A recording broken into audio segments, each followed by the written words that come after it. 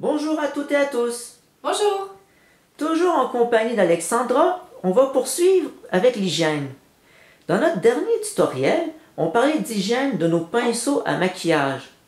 Cependant, il y a aussi le maquillage lui-même, sur lequel il faut porter une attention particulière.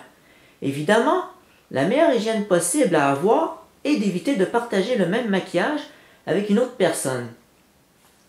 Surtout en ce qui concerne le mascara, le traceur liquide pour les yeux ou le rouge à lèvres. On ne sait pas ce dont peuvent être porteurs ceux qui utilisent ces produits avant nous.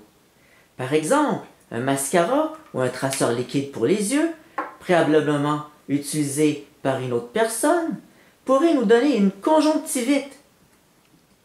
Dans le cas du rouge à lèvres, cela pourrait être l'herpès buccal. C'est pourquoi la matière de ces produits ne devrait être recueillie qu'avec des applicateurs jetables, sans le remettre en contact avec le reste de ces produits. Dans le cas de produits comme le fond de teint en poudre, il faut aussi éviter de le partager. Mais ce liquide en bouteille, dont l'on extrait la matière à l'aide d'une pompe, permet de garder plus facilement le reste à l'abri d'une quelconque contamination. Quant aux produits de type fard à paupières et à joues, il faut au moins en retirer la première couche entre chaque utilisateur à l'aide d'un coton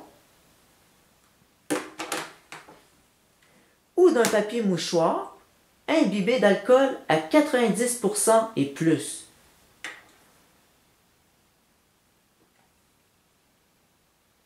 Concernant les produits en maquillage sous forme de crayon, il faudra les aiguiser avant de l'utiliser à la suite d'une autre personne. Finalement, pour les autres produits, il faudrait autant que possible mettre dans un contenant plus petit ce dont on a besoin pour éviter de contaminer le tout, comme les crèmes hydratantes qui n'ont pas de pompe ou en retirer la matière du contenant ou encore ce qui est plus de type poudre de finition. Dans le cas du partage de vernis à ongles, j'entends toujours que cela ne pose pas de problème. Pourtant, on ne semble pas songer à ce que peuvent faire les autres avec leurs doigts. C'est tout pour aujourd'hui. Merci pour votre assistance. Alexandra et moi vous disons au revoir. Au revoir, merci beaucoup.